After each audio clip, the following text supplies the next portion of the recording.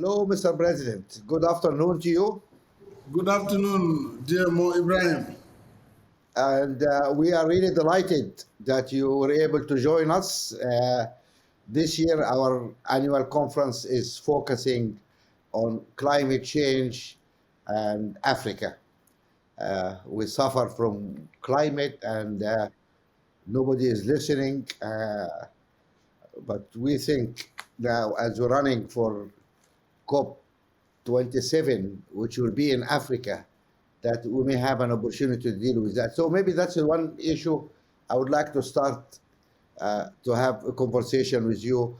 And of course, as you have the chairmanship of the African Union, we are really talking to Africa now. Merci beaucoup, cher Mo Ibrahim.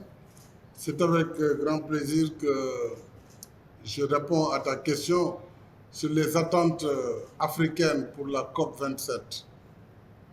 Vous savez, depuis l'accord de Paris, le continent africain s'est beaucoup mobilisé pour arriver à cet accord qui avait pour ambition de réduire les émissions de CO2 et de baisser de 1,5 degré la température mondiale.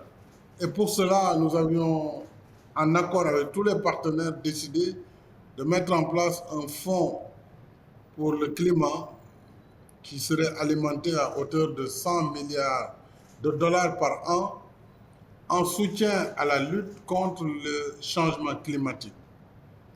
Alors, ce fonds devait surtout financer l'adaptation pour les pays africains qui, pour éviter de suivre les mêmes chemins que les pays industrialisés, devaient adapter leur développement, avoir des énergies propres, mais tout en ayant quand même des énergies de base qui permettent le développement. Alors c'est pourquoi nous avons, pour la COP 27 à Sharm el-Sheikh en Égypte, nous voulons travailler pour que le débat sur la transition énergétique soit vraiment acté et que l'Afrique puisse utiliser le gaz africain, qui est une des sources les moins polluantes.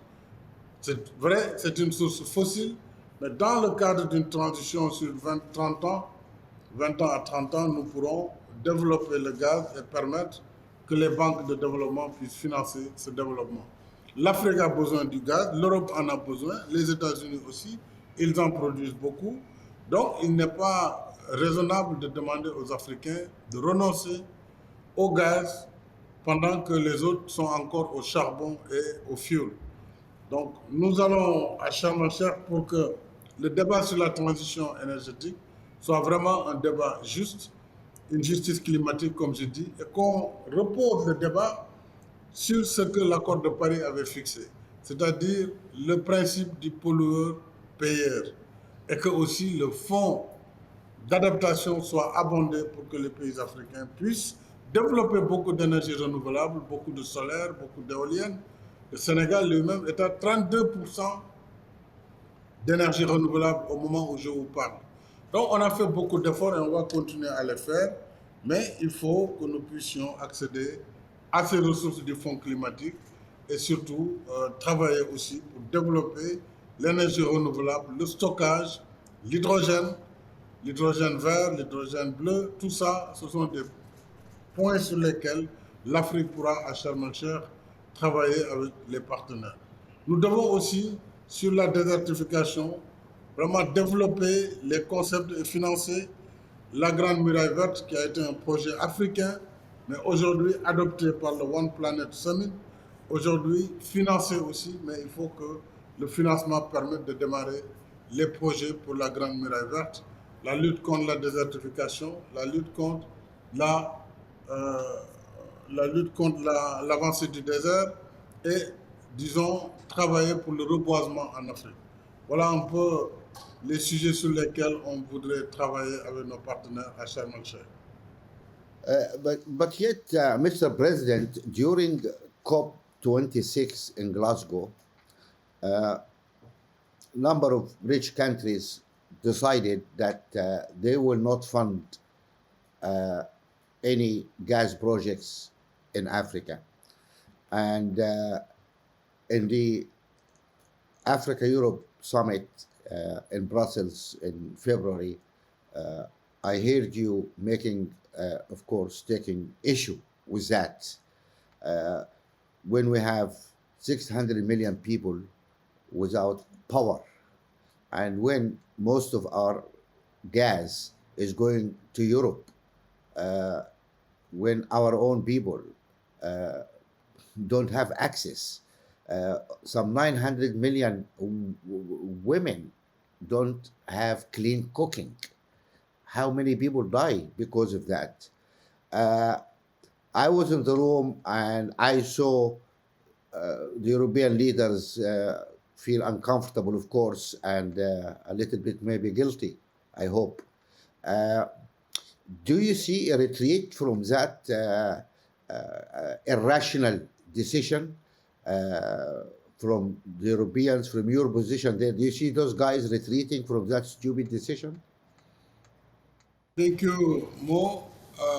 Ce que je veux dire sur cette déclaration qui a été faite par un certain nombre de pays développés à la COP 26 à Glasgow sur le gaz en Afrique était une déclaration surprenante.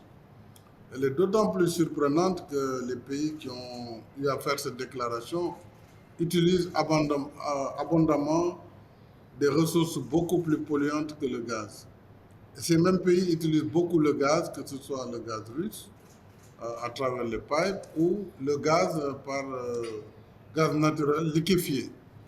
Et donc, aujourd'hui, il est clair, et cela a été mis en évidence, surtout par la crise en Ukraine, que en réalité, l'Europe est très dépendante du gaz, l'Europe est très dépendante des ressources énergétiques.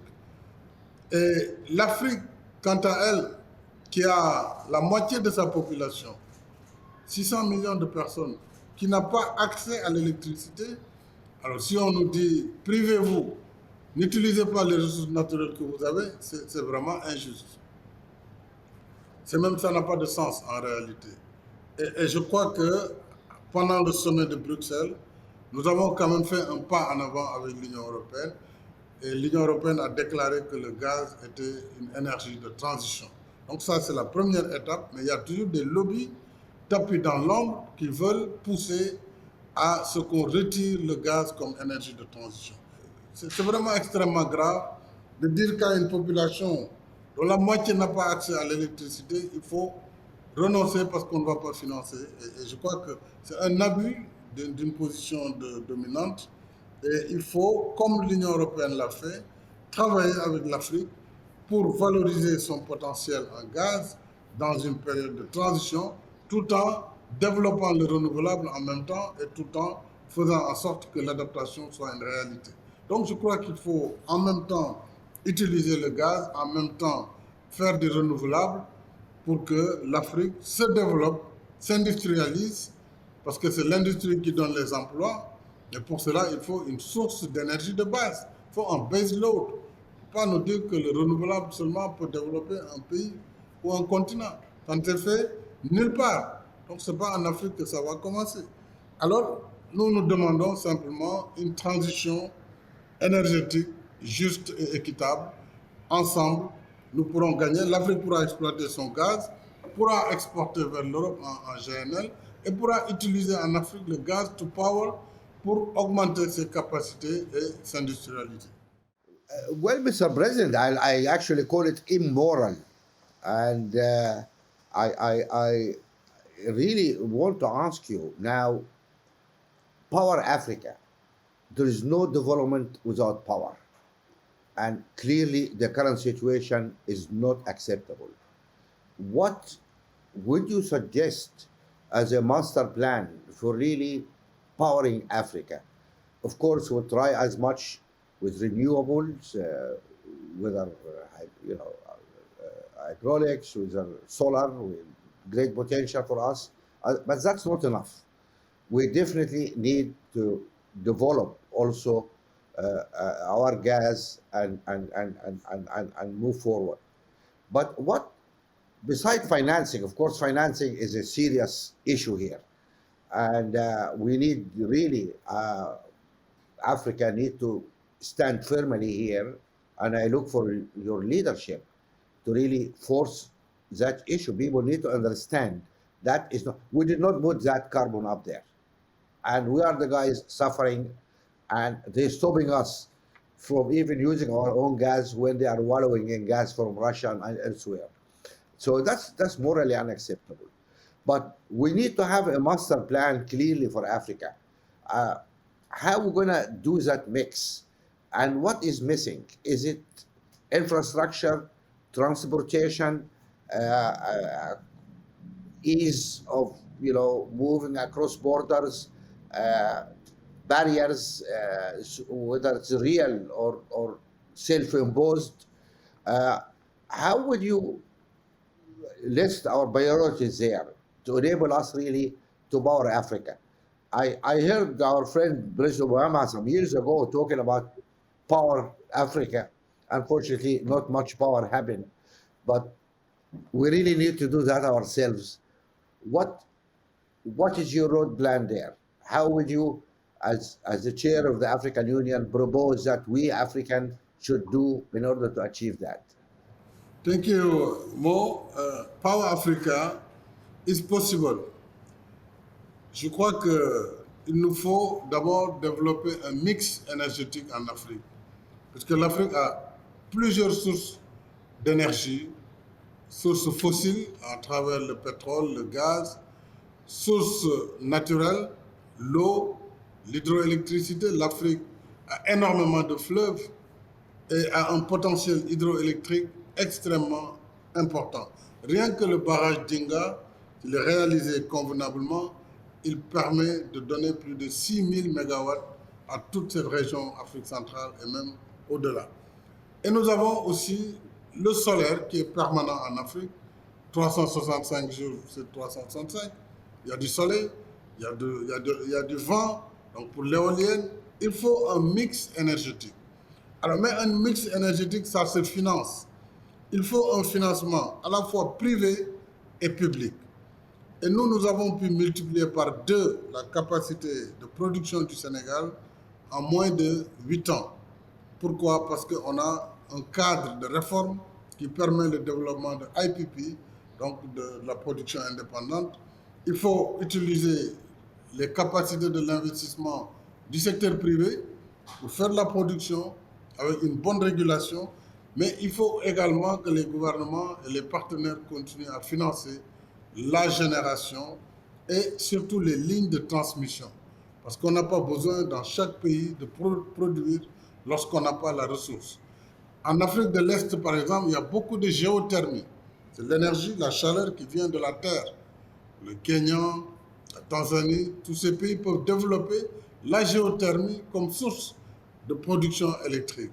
Vous avez les pays où on a les grands fleuves, où vous avez les barrages hydroélectriques.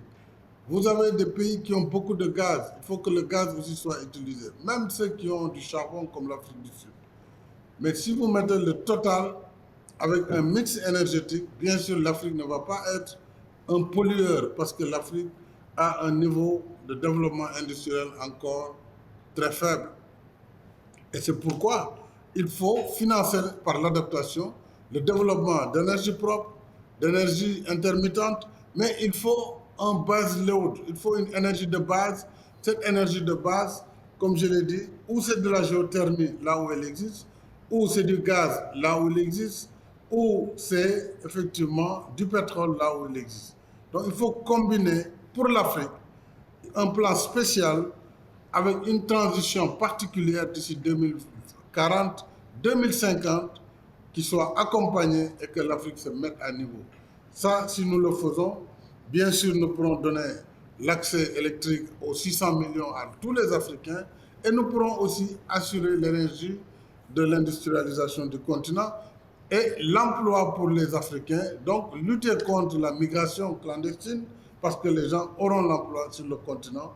Donc c'est vraiment, tout le monde gagne dans ce combat pour Power Africa. Donc je crois que c'est ça qu'il faut faire. Mr. President, Africa is still struggling with COVID, which is not really finished in Africa. I mean, we're still suffering from the what COVID caused us. We did not have enough vaccine. We don't have fiscal space to support our citizens or our businesses, and we're still waiting for this SDR, so the promise did not come. Uh, as that, if that is not enough, those crazy guys started the war in Ukraine, and Ukraine is far away, but unfortunately, the rebels of that war is really hitting our shores. We're having a, really a perfect storm here. Uh, Suddenly, while we're still suffering from COVID, we are faced now with food shortages, increased prices of fertilizers, of oil, and affecting our stability, social, unrest possibility. What is your take on this? I mean, that's a difficult situation to be in, really, in Africa. What is your take now about Ukraine crisis on our situation in Africa? Yes, comme vous le dites, l'Ukraine est très loin du continent africain, mais cette crise en Ukraine a un impact direct sur nos économies, un impact direct sur l'économie mondiale, puisqu'il s'agit de l'Ukraine, de la Russie, deux grands pays exportateurs de céréales, exportateurs de fertilisants, exportateurs de pétrole et de gaz pour le Russe.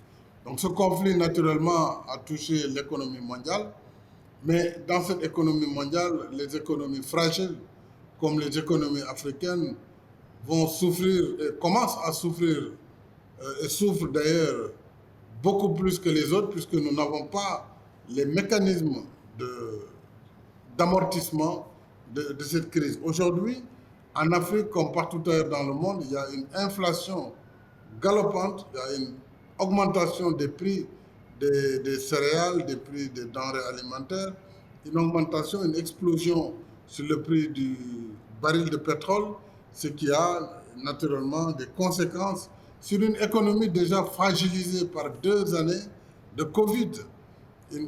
Donc une pandémie pour laquelle nous n'avions pas déjà assez de vaccins pour faire face au développement de la maladie. Une pandémie aussi qui avait paralysé toutes les économies compte tenu des fermetures d'activités, compte tenu de tout ce qui a été fait, des pertes d'emplois, des pertes de recettes pour les gouvernements. Alors cette guerre est venue après 2 années de Covid pour vraiment achever les économies africaines. C'est pourquoi l'Afrique, dans ce conflit, essaye de tout faire, de peser de tout son poids pour arrêter la guerre. Parce qu'il faut arrêter la guerre. Il faut que la guerre s'arrête, qu'on discute entre partenaires et entre belligérants et qu'on permette, pendant qu'on discute, l'exportation des graines pour éviter la famine et éviter que les pays qui comptaient sur ces fertilisants ne puissent pas encore connaître des hivernage désastreux, ce qui aura comme conséquence d'avoir une famine. Donc, une famine généralisée après 2 années de pandémie. Même le monde entier ne pourra pas contenir les conséquences, puisqu'elles vont être massives sur l'immigration, elles vont être dramatiques pour les pays africains chez eux, encore qu'en Afrique sévit le terrorisme. Et nous avons souhaité vraiment le soutien immédiat et objectif de tous les partenaires pour libérer les céréales. Il y a plusieurs initiatives. Au moment où nous parlons, une initiative française qui s'appelle FARM pour appeler les pays qui ont des stocks à les libérer et aussi avoir une sorte de régulation sur les prix des denrées. Une autre, également par l'Allemagne, qui a également une initiative dans le sens de libérer les stocks et de faire en sorte que la Russie puisse autoriser l'exportation des céréales de l'Ukraine et aussi que la Russie puisse elle-même exporter ces céréales. Ça, c'est la position africaine. Nous pensons qu'il faut faire la paix, un cessez-le-feu, autoriser l'Ukraine à exporter ses graines, y compris en Afrique et partout ailleurs, mais autoriser la Russie également à vendre ses fertilisants, ses céréales. Et pour cela, il faut lever les sanctions qui concernent le mode de paiement, tout au moins pour ce qui concerne ces produits vitaux pour le développement de l'Afrique. Voilà ce que je pense. C'est pourquoi nous avons plaidé pour vraiment un cessez-le-feu, un arrêt de la guerre et une libération de tout ce qui est produit et denrées pour, n'est-ce pas, l'Afrique. C'est pourquoi nous souhaitons qu'il y ait ce déplacement à Moscou et aussi qu'on échange, qu'on se déplace au besoin à Kiev pour arriver à cet accord. Et je salue aussi la démarche du secrétaire général des Nations Unies, Guterres, qui rentre exactement dans ce cadre, libérer les céréales d'Ukraine et de Russie, libérer les, j'allais dire, les fertilisants de Russie pour que le monde ne connaisse pas une famine après 2 années de Covid et presque 3 mois de guerre. But Mr. President, this crisis really raised an important question for us. How come Africa, with this huge space we have, huge space, we have huge amount of arable land good for agriculture, which is not cultivated. Almost half of our population, between 40 and 50% of our population, are involved in agriculture. How come we're unable to feed ourselves and depend on Ukraine or Russia?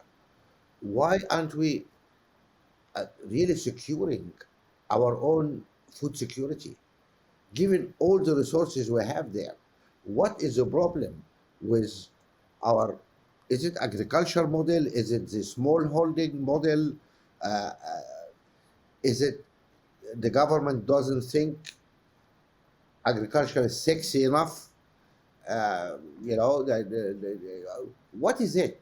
Food is really essential for our people, and why we are unable to feed ourselves. Oui, merci beaucoup, Mo, comme vous le dites. What is the problem? Pourquoi l'Afrique n'arrive pas à nourrir les Africains?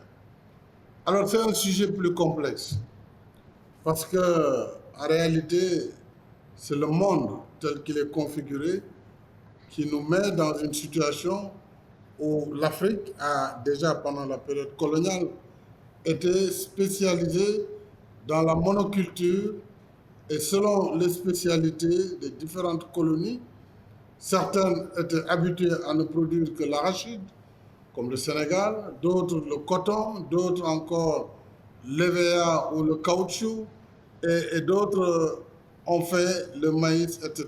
Donc, différentes monocultures qui ont fini par non seulement appauvrir les sols du fait de cette monoculture, qui ont rendu dépendants les pays et les populations, malgré les efforts qu'ont les agriculteurs africains et malgré les efforts que nos gouvernements font. Ensuite, le modèle agricole dont nous avons hérité, qui est une agriculture basée sur les engrais chimiques, avec tout le lot de pollution que cela entraîne, ainsi que des semences qui sont produites et dont les produits d'ailleurs sont plus chers presque que les récoltes des agriculteurs. On a un schéma qui n'est pas viable, on a un schéma agricole qui ne permet pas à l'Afrique d'assurer son autonomie en matière d'alimentation. Bien sûr, je ne mets la faute sur la tête de personne. Il nous appartient, nous Africains d'abord, de repenser notre agriculture. Pour cela, bien sûr, il faut beaucoup de ressources, il faut de l'irrigation pour ne pas dépendre que de la nature. Avec les changements climatiques, on voit bien qu'une agriculture basée seulement sur la pluviométrie est une agriculture qui ne peut pas assurer une autosuffisance. Il faut donc de l'irrigation, mais il faut maîtriser les semences, maîtriser les techniques culturelles, maîtriser les fertilisants. Tout ça, ce sont des interactions sur lesquelles l'Afrique toute seule ne peut pas assurer une autosuffisance. Donc oui, une part de responsabilité pour les Africains, mais en grande partie aussi, une part qui engage la responsabilité du système international tel qu'il fonctionne, parce que beaucoup de pays ont spécialisé pour les besoins de leur industrie, pour les besoins de leur alimentation, d'autres pays à produire pour eux, et donc eux, ils font la transformation. C'est comme le chocolat. Le chocolat, il est transformé dans des pays comme la Suisse, la Belgique. Ils font de très bons chocolats, la France un peu. Mais il est produit où? Il est produit en Afrique, c'est en Côte d'Ivoire, au Ghana, etc. Et c'est pareil pour les autres produits. On fait des productions, on ne fait pas tout le process de transformation sur place qui donne la valeur ajoutée, qui donne les emplois, mais on est obligé de le vendre selon des conditions du marché qui ne sont pas à l'avantage de l'Afrique. Et nous, déjà très jeunes, nous entendions nos aînés, les présidents Senghor et autres, parler de la détérioration des termes de l'échange. Vraiment l'inadéquation entre les prix rémunérés pour les productions agricoles. Et ça, c'est le problème global du monde. C'est la question de la gouvernance financière mondiale. C'est la question de la solidarité du monde. Donc, c'est une question globale qui ne peut trouver que des solutions concertées, des solutions globales. Voilà le problème, un peu le diagnostic que je peux faire sur les faiblesses de l'agriculture africaine, mais ce n'est pas irréversible. Et tout seul, il va être difficile, parce que ça demande énormément de ressources que l'Afrique n'a pas. Et l'Afrique n'a pas ces ressources parce que l'Afrique évolue dans une gouvernance mondiale dont les règles ne lui permettent pas d'être compétitive. C'est ça le vrai problème. Ce n'est pas la faiblesse des Africains, mais c'est le système global qui nous, qui nous gouverne, qui n'est pas en notre faveur. Et nous essayons de nous battre avec les partenaires pour faire changer progressivement ces règles, parce que tout le monde doit avoir intérêt à ce que l'Afrique, ce vaste continent, soit autosuffisant, que l'Afrique puisse participer dans le commerce du mondial, que l'Afrique puisse garder les Africains sur son continent pour construire son développement. Donc tout le monde doit pouvoir s'accorder sur cela et travailler dans cette direction. Thank you, Mr. President. I know I looking at the screen and I see that green flag on your extreme right there, my left of my screen, and I know you speak on behalf of Africa, but I think also you have been a little bit too kind to your members because uh, I don't think that yes, we understand what happened during colonial time, but most of African countries have been now independent for over 50 years. And I think maybe we should stop talking about the colonial times and we should start asking why we had 50 years of independence and we cannot really sort ourselves out. Let us be fair, Mr. President. I know you have your situation there as chair of the African Union, you have to defend your guys. But what happened to the Maputo Declaration? That was like 20 years ago. People said we're going to allocate 15% of our budgets to agriculture. Only three or four countries did that. So you must accept, Mr. President, that we really have not been doing well.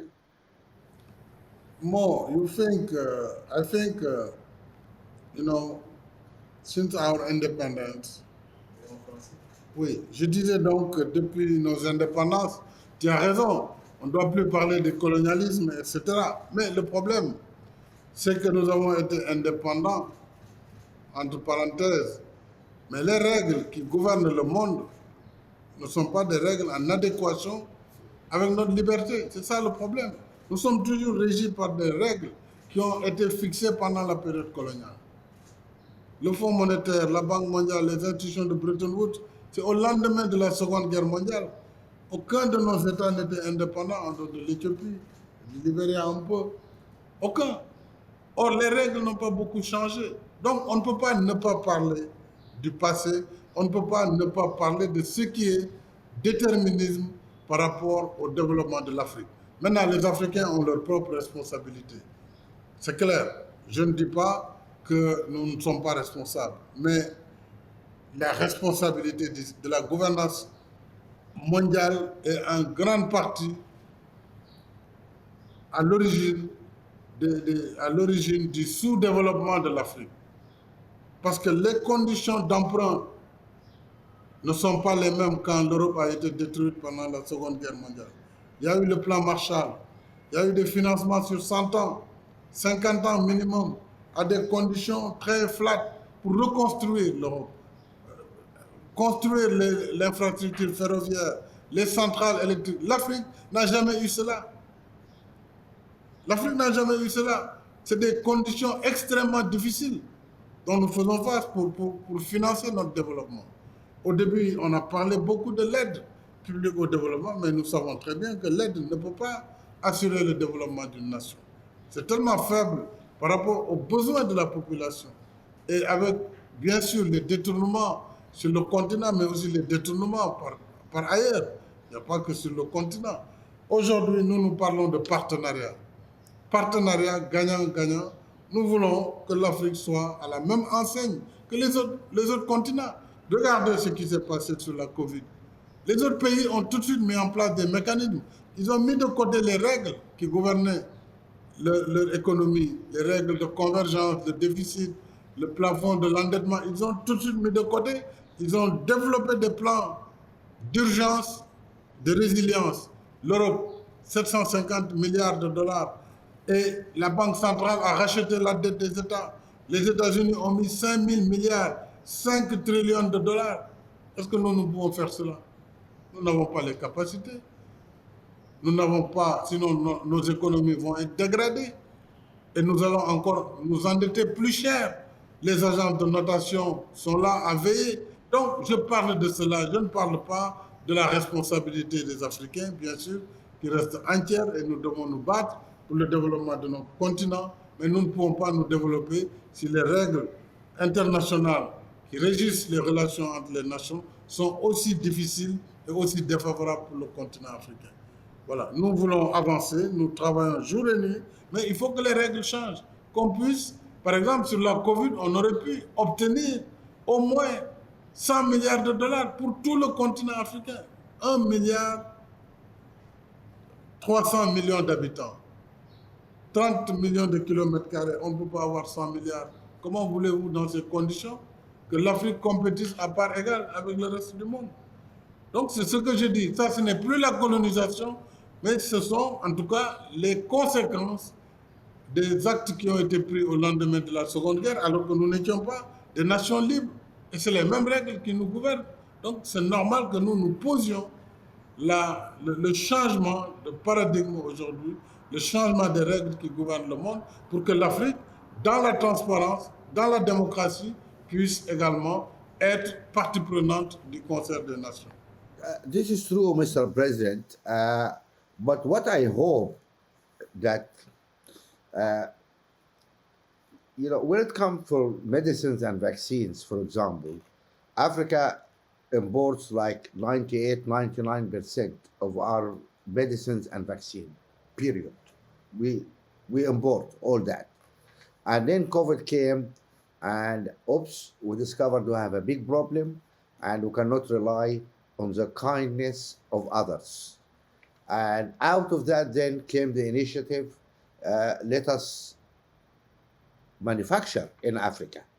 And your own country is one of the hubs which will manufacture beside three or four other hubs. So crisis produce a solution, not only for the crisis, but for the long term, because Africa need to build its own security, its own. Uh, we cannot rely on crucial for crucial uh, materials like medicine or vaccine on the kindness of others. We have to take care of ourselves. I think maybe this crisis now in importing food should be also a good crisis in the sense that we focus on our mind how we're going to develop our own agriculture, what agricultural models we need to produce, how we deal with that. I hope there is be some discussions within the African leadership and within Africa with experts with what we need to do. Our productivity is very very low compared to other country in agriculture. And this is good news because it means we have a lot really to move forward. So that I just hope that really we should pay attention because food actually it can be a great source uh, of work to our young people and also for export. We should exporting to other people food because we are all this land. But security also of food for our people bring to mind also another type of security. We have large spaces in Africa which is not governed, ungovernable spaces. We have all those crazy guys with different names running around in Nigeria, in Mali, and Burkina Faso, in Somalia, and why aren't we able to deal with this? We have 54 armies in Africa, 54 armies. What exactly are they doing? They're going for parades on in Independence Day. Uh, what? We have so many people. We have so many armies. Why aren't you able to? Why you have to ask the French? Why have to ask the Americans? Or we go and buy mercenaries from Russia to do this? Where is our armies? Ok, merci. Alors, moi, vous êtes vraiment un grand provocateur, mais vous posez des problèmes très sérieux. Alors, tous ces sujets sont liés. Les vaccins, par exemple, la productivité agricole et la sécurité en Afrique. Les vaccins, par exemple, pendant la pandémie, on a vu les efforts. Les efforts en Afrique, mais aussi avec les partenaires. En moins d'une année, nous avons pu, avec par exemple l'Union européenne, même les États-Unis, travailler pour donner des capacités de production de vaccins sur le continent. Au moment où je vous parle, en une année, déjà l'Afrique du Sud produit des vaccins, l'Algérie, même le Maroc aussi, le Maroc a produit, et nous avons l'Égypte également. Et nous avons le Sénégal qui est sur le point, avant le mois de novembre, de commencer à pouvoir faire du fill and finish, donc à produire. Mais nous avons un autre challenge. Produire ne suffit pas. Il faut que les vaccins soient achetés. Et vous savez que les grandes plateformes d'achat de vaccins, comme Gavi, qui est le Global Alliance for Vaccine, COVAX, qui a été initié pendant la Covid, que je salue au passage, il faut que ces plateformes aussi participent à acheter les vaccins produits en Afrique, produits sous licence, bien sûr, des grandes firmes pharmaceutiques. Parce que la découverte de vaccins, ce n'est pas tous les pays qui peuvent le faire, même dans les pays de l'hémisphère nord. Donc, nous avons fait les efforts, il faut continuer le partenariat pour que les vaccins produits au Sénégal, en Afrique du Sud, au Kenya, demain au Ghana, puissent faire partie de la plateforme d'achat que les ONG, que les gouvernements du Nord, que les gouvernements africains aussi, bien sûr, ils pourront acheter sur place, comme c'est le cas pour la fièvre jaune, produite par le Sénégal déjà, depuis très longtemps, avec l'Institut Pasteur de Dakar. Il en est de même sur l'agriculture. Il faut, parce que l'agriculture moderne, c'est de la compétition. Nous avons une économie globalisée. On ne peut pas fermer nos frontières en disant les bons produits produits aux États-Unis ou en Europe ne vont pas rentrer sur nos marchés. Donc, nous, si nous avons une agriculture qui n'est pas compétitive, c'est pourquoi nous faisons appel à des semences qui sont plus productives, à de l'engrais, pour avoir de la compétitivité. Et autrement, nos marchés vont être inondés par des produits subventionnés qui viennent du Nord, des produits qui sont le produit de la recherche agronomique, qui ont bénéficié des résultats de la recherche agronomique, qui ont bénéficié de l'irrigation, qui ont bénéficié des subventions. Alors, l'agriculture africaine ne peut pas faire face à tout cela. Donc, c'est pourquoi, oui, nous devons travailler. Nous sommes courageux, mais ce n'est pas suffisant. Donc, il faut du partenariat pour arriver à un monde plus solidaire et plus global. La sécurité, c'est un peu la même chose.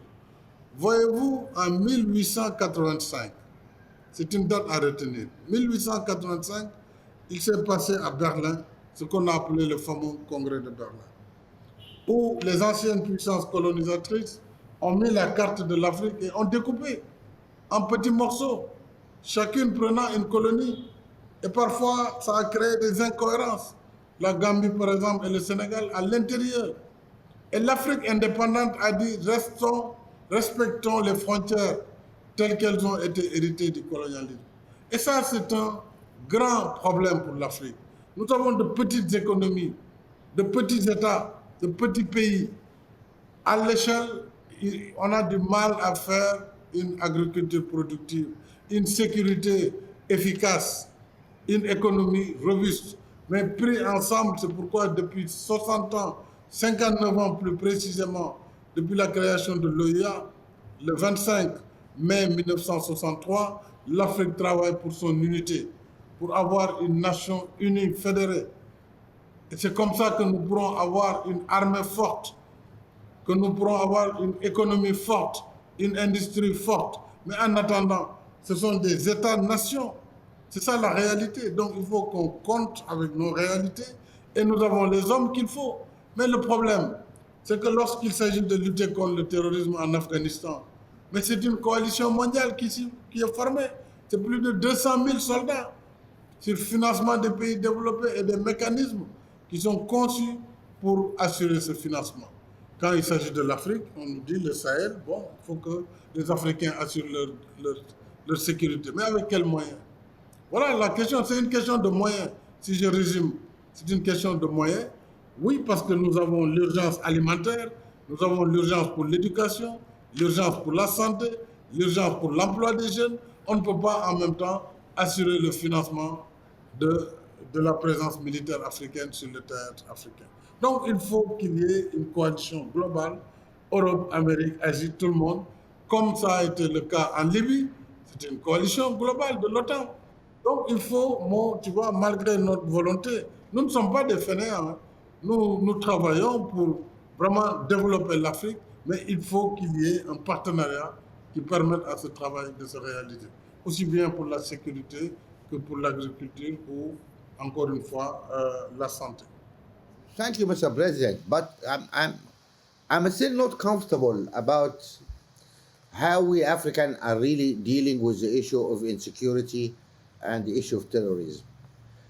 Some time ago, there was talk about creating an African standing force, and it was a reasonable suggestion to have an African standing force, and then became a problem of those guys need helicopters, need mobility, need communications, etc. Who's supporting this? Who's supporting that?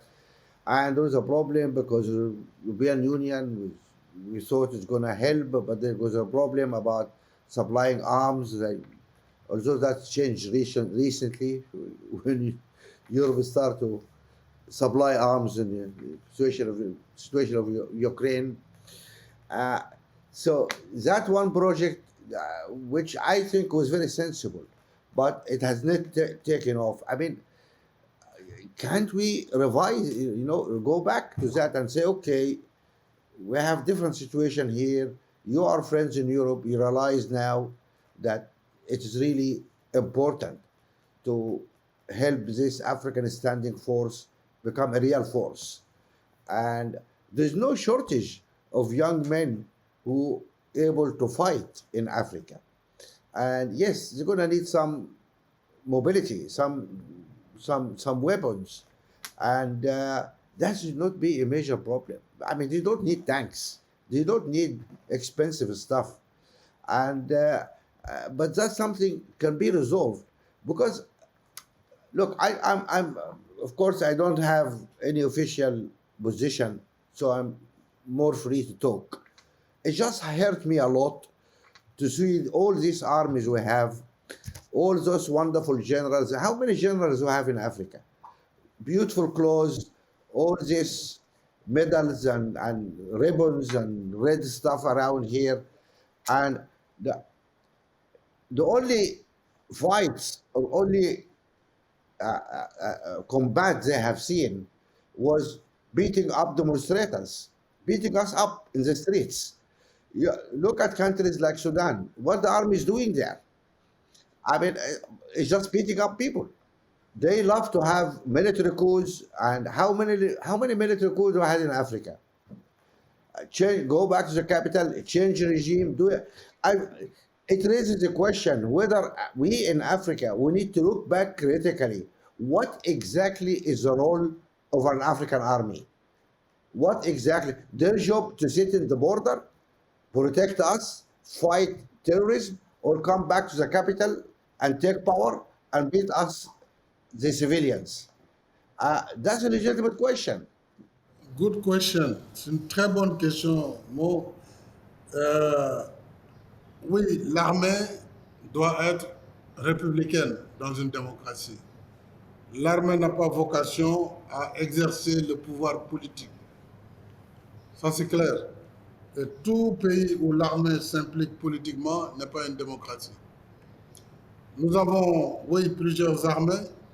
Parfois, il y en a qui sont républicaines, il y en a qui ne sont pas républicaines.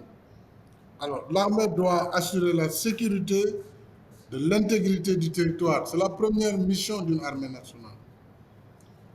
Assurer la défense du territoire national, assurer l'intégrité du territoire. Donc l'armée doit être aux frontières, doit être là où on a des malfaiteurs, qu'ils soient des rebelles ou des terroristes.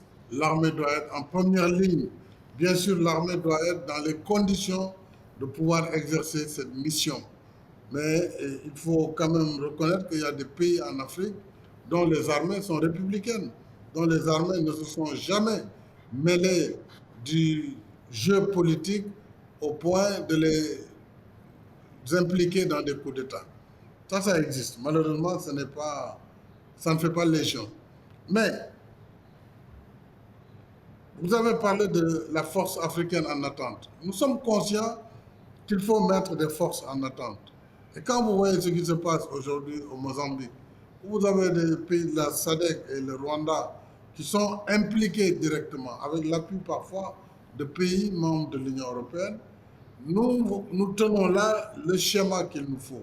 C'est-à-dire des soldats africains, ce qui ne manque pas, l'engagement, ça ne manque pas, et un financement adéquat de cette force en attente.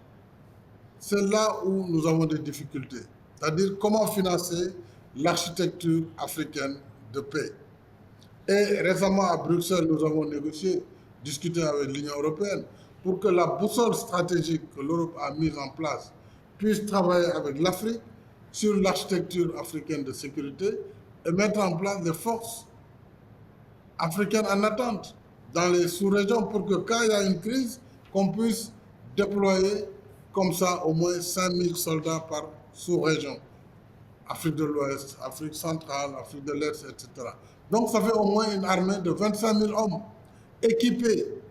Parce qu'une armée a besoin d'avions, elle a besoin d'hélicoptères, elle a besoin d'armement. Évidemment, tout ça coûte très cher. Donc, il faut un partenariat. Nous avons essayé à l'Union africaine de participer au financement de cette architecture en paix. C'est pourquoi le Fonds de la paix de l'UA a pu mobiliser 285 millions de dollars. Mais 285 millions, dans des opérations, ça part en 1 mois, 2 mois, 3 mois d'opération. Donc ce n'est pas suffisant pour toutes les crises qui sont en Afrique, parfois qui sont suscitées en dehors du continent, parfois qui sont le fait des contradictions à l'intérieur du continent. Vous avez le terrorisme, vous avez les luttes tribales, vous avez vraiment les luttes autour des ressources naturelles. Donc, ça fait beaucoup de pression sur l'Afrique. Mais nous nous battons déjà avec l'AMISOM, nous nous battons avec les forces de l'Union africaine, les forces de la CEDEAO. Au moment où je vous parle, la CEDEAO est présente en Gambie pour la stabilisation du pays. Elle est présente en Guinée-Bissau. Ça, ce sont nous qui payons cela avec la CEDEAO et nos États membres. Elle est présente, la SADC est présente au Mozambique. L'Union africaine est présente en Somalie. Donc, on ne peut pas dire que l'Afrique ne fait rien. Mais ce n'est pas suffisant.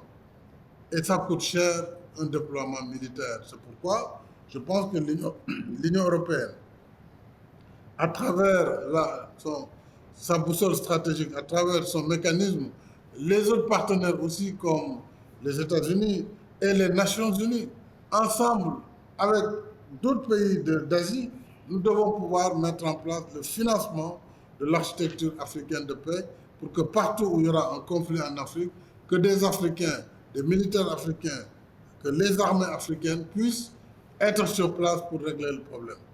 Voilà, donc c'est un combat qu'il faut poursuivre. Finally, Mr. President, I have taken so much of your time, and I'll try to summarize here to come up with now a few things on the horizon. You co-chaired a recent Africa-Europe summit, which was great by many people who think it is a great improvement to talk instead of make speeches, discuss instead of grandstanding. That meeting came up with a lot of recommendations, decisions, etc. Uh, so we need to see how we're going to follow up and make sure that these people live up with this commitment. That the attention now doesn't move to Ukraine and people forget about the commitment. Also, a lot of talk now about a lot of people demanding that Africa should be the 21st uh, member of the G20. And so, in your capacity as the head of the African Union, do you intend to fight these two battles here to ensure people live to their commitment to try to get a seat, a permanent seat at the table at G20 instead of just a seat at the dinner table? Yeah, thank you. Thank you, Mo Ibrahim. Oui, en fait, la demande de l'Afrique pour siéger au G20 n'est pas une demande fantaisiste. Elle découle de l'analyse économique. L'Afrique, dans sa globalité, représente 2600 milliards de PIB. 2600 milliards, ça fait 2.6 trillion dollars as PIB. Donc, si vous prenez les pays du G20, si vous projetez cette économie, on est à la 5e ou 6e position. Or, il y a 20 autres pays membres du G20. Donc, au lieu d'être invités amicalement et avec beaucoup de fraternité, on doit pouvoir être membre. D'ailleurs, du reste, l'Union européenne est membre, indépendamment des pays européens qui sont membres du G20. Je ne compare pas l'Union africaine à l'Union européenne en termes économiques. Mais nous sommes en mesure, nous sommes en droit de demander d'être membre pour participer, avoir notre site, notre chaise et pouvoir participer dans les discussions qui gouvernent le monde. Donc, en termes de GDP, de PIB, ça se justifie amplement. Ça peut même se justifier plus que membre du G20. En termes de population impactée, c'est 1,3 milliard. Donc, je crois que c'est une demande qui doit être soutenue. Évidemment, il ne s'agit pas pour nous de poser des revendications, mais nous disons simplement qu'il serait logique que l'Afrique, qui est invitée, parfois si c'est un pays qui dirige le G20, qui n'a pas la même sensibilité que certains pays, il ne nous invite pas. Il y a des G20 où nous ne sommes pas invités. Il y a des G7 où nous ne sommes pas invités. Là, l'Allemagne vient de nous inviter en tant que président de l'Union africaine pour qu'on vienne participer au G7. Mais pour le G20, je pense qu'on doit pouvoir admettre l'Union africaine comme membre. Et en ce moment, l'Union africaine, chaque année, a un président en exercice. Il y a un président de la Commission, il y a le président du NEPAD. Donc, on peut avoir une représentation africaine qui participe dans ces partenariats globaux et qui fait que la place de l'Afrique, justement, par rapport à ce que nous demandons aujourd'hui, sera mieux prise en compte sur toutes les politiques qui gouvernent le monde. Voilà, je vous remercie vraiment pour cet entretien, cette conversation, j'allais dire, malgré les questions très provocantes, mais qui sont des questions importantes. Merci encore une fois et félicitations à toi. Thank you very much for your time, Mr. President, and wish you successful, really, chairmanship of the African Union. We look for you to articulate our case at COP27. We need an African position there. We need a seat at G21. Don't forget. Thank you very much, Mr. President, and we look Even we forward to can see you. keep, even we can keep the term G20, but just let it be 21. Okay, we don't mind that. Thank you, Mr. President. Merci Thank beaucoup. you very much.